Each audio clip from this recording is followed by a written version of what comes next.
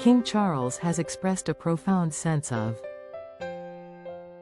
sadness and reflection in a heartfelt message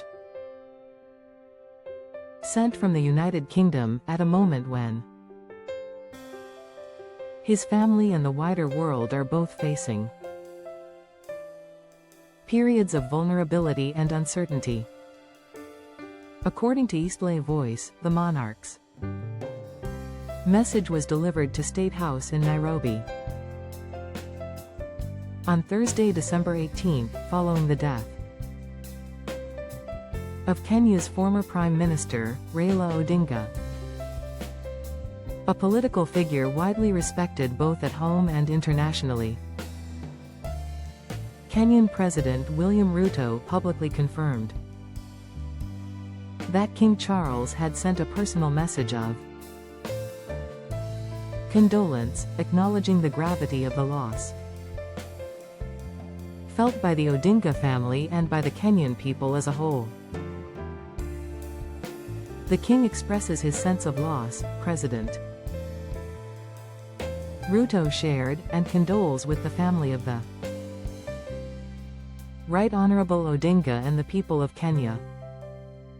In his message, King Charles paid tribute not only to Odinga's political legacy, but to his character, highlighting what he described as Raila's steadfast leadership, willingness to build democratic consensus, open-mindedness, and deep concern for the plight of ordinary people. The king's words reflected a long-standing respect for democratic values and humanitarian leadership, themes that have consistently shaped Charles's public life and his reign since ascending the throne. Yet the timing of the message carried a deeper, more personal resonance, coming amid reports that his youngest son, Prince Harry, had suffered an injury thousands of miles away, on a polo field in Colorado. According to Page 6, Prince Harry injured his hand while competing in the Regis World Snow Polo Championship in Aspen on the same Thursday. The Duke of Sussex was participating in the event as part of his continued involvement in sport and charitable causes connected to polo. An insider familiar with the incident revealed that Harry's injury occurred during play and affected his hand, prompting brief concern among those present at the event. However, the source was quick to reassure that the incident was mild in nature. He shook it off, the insider said, emphasizing that the injury did not appear serious and did not require urgent medical intervention. Despite the reassuring details, the news arrived at a sensitive time for the royal family, as Meghan Markle was reportedly processing the information shortly after learning of serious health concerns involving her own father. For Meghan, the convergence of personal strain and concern for her husband underscored a period marked by emotional complexity, even as she and Harry continue to live a life largely separate from the working monarchy. While King Charles's message to Kenya was political in nature, its tone carried the quiet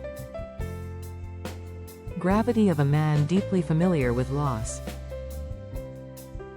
responsibility, and the weight of public duty. Observers noted that the king's ability to extend compassion outward, even amid family challenges, reflects his long-held belief in service beyond self. Royal commentators have pointed out that Charles has often used moments of global mourning to reinforce themes of unity, empathy, and shared human experience, particularly in times of political or social transition.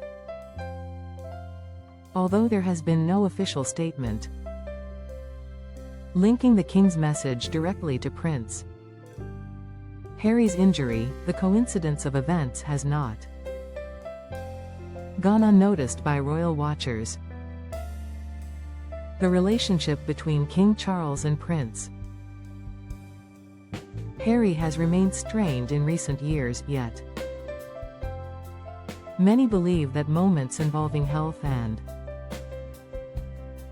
safety naturally transcend political or familial distance. Insiders suggest that while communications may remain private, concern for Harry's well-being is likely felt deeply, even if expressed quietly. Prince Harry's injury, though minor, serves as a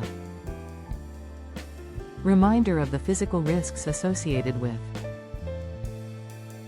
the sport he loves, and of the shared vulnerability that connects even the most public figures. Meanwhile, King Charles's message to Kenya was received as a gesture of respect and solidarity, strengthening diplomatic ties while honoring a leader remembered for his commitment to reform and democratic dialogue. Raila Odinga's passing has prompted an outpouring of tributes across Africa and beyond, with King Charles's words adding an international voice of recognition to that chorus. As monarch, Charles continues to navigate a reign shaped by global responsibility and personal reflection, balancing public duty with the quiet concerns of a father and grandfather. The convergence of grief abroad and concern at home highlights the uniquely human dimensions of the crown, reminding the public that behind ceremonial messages lie personal emotions rarely seen but deeply felt. For now, Prince Harry is said to be recovering well, with no lasting impact from the incident. While Meghan remains focused on family matters close to her heart, King Charles, meanwhile, continues to fulfill his role as a global figure of continuity, extending sympathy across borders even as his own family navigates moments of fragility. In a single day, sorrow, reassurance, and quiet resilience intersected across continents, linking a monarch's words of condolence, a son's minor